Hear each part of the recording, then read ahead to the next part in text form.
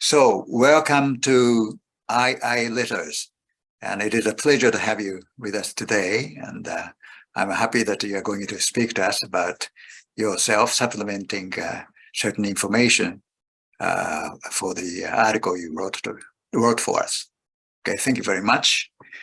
And I have prepared several questions, and I'd like to ask them one by one. Your nickname is Fofo, isn't it? Yes, Fofo. Fofo. And you want to be called Fofo, or you prefer being called Mr. Faurdoir, which is actually a little difficult for me to pronounce. Fofo is okay. Almost many of the people, all my friends call me they call me Fofo. Okay, Fofo.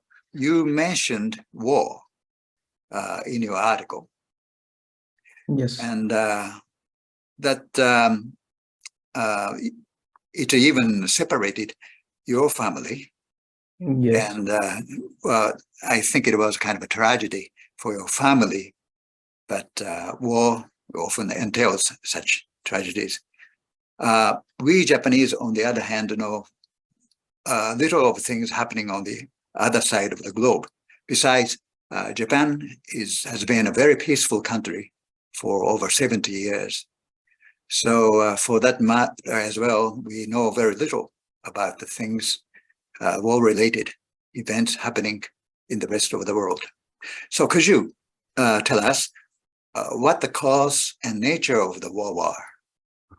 First of all, thank you for the invitation. So this question is somehow hard to explain, and it's related to the history of my country, and it's too long. I'm gonna try to do my best and then explain as I can. So in the beginning, Burundi was not a republic. It was a kingdom with a monarch.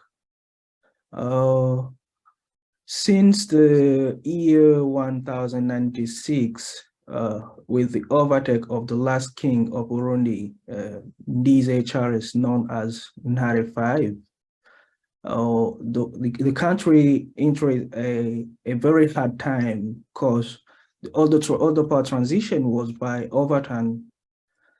It is until 1993 that the first president was democratically elected, and he only ruled for 3 months. The transition from democracy, the democracy didn't last long because another overtake happened.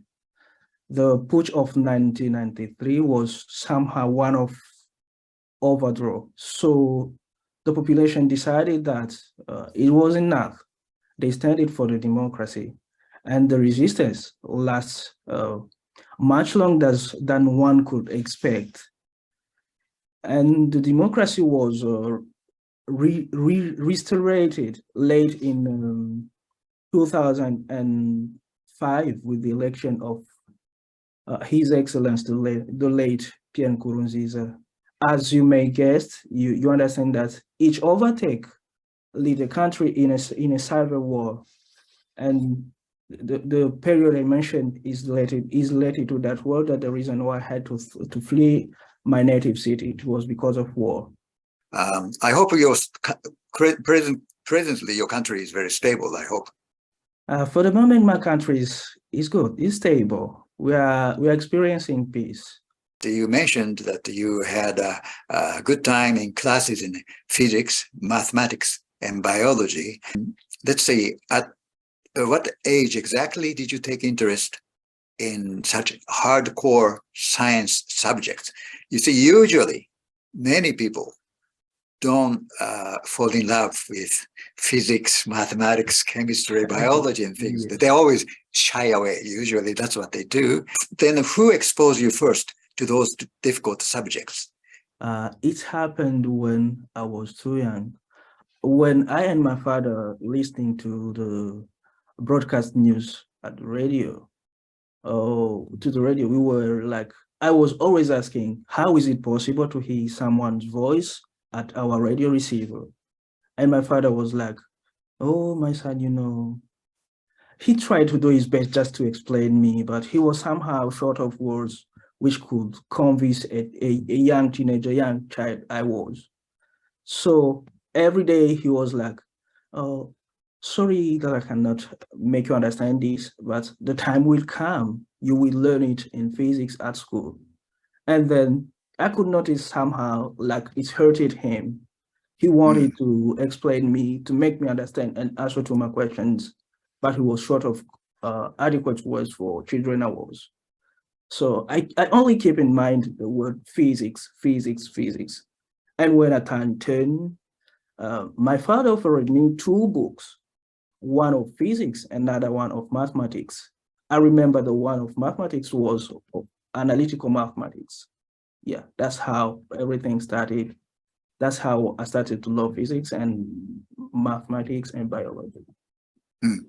Oh, that's an interesting story. Because, you noticed that there was something deep in the way the radio was transmitting information to you, like out of nowhere. And so you realized there was some hidden secret of nature, and that's how you started digging into physics. And I think it suggests already that you had a sort of uncanny talent for hard science. You said in the article that you were influenced by the three lecturers who had just come back from abroad, Morocco, France, and Russia, I think. And I assume they are very young lecturers then, right? Not much young. First, let me go back to the situation in my country. The reason why more than 90% of the teachers have international education experience is because of in my country, it's like the higher education started very lately.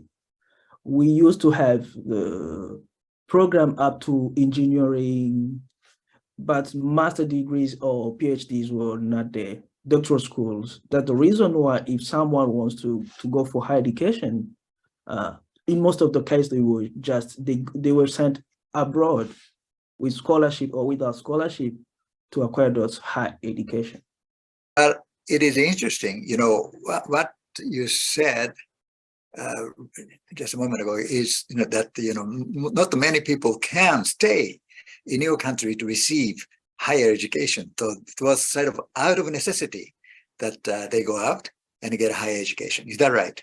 Like a master's degree or beyond PhD? Yeah, in past 10 years, that was true. But now the situation changed because now we study with the doctoral school, graduate school. I see. Now, yeah.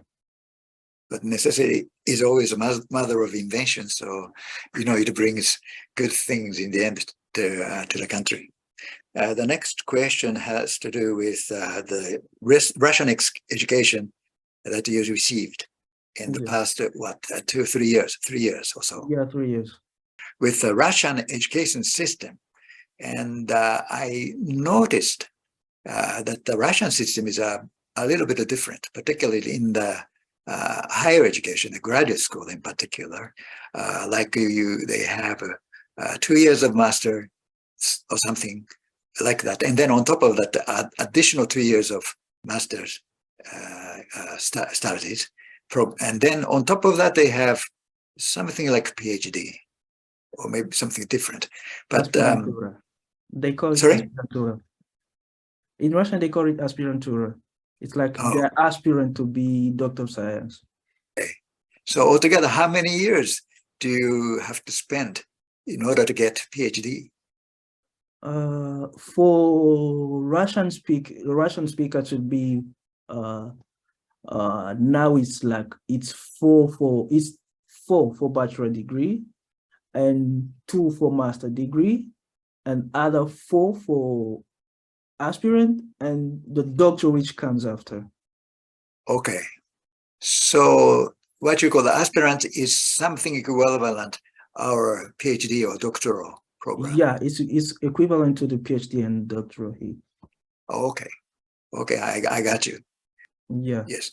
And so in order to go on to actual master's degree program, you had to learn Russian to be able to listen and understand. And of course, you have to read So, and right. And all to acquire these skills, you had some, you needed some learning period, I guess. So how did you manage to learn Russian?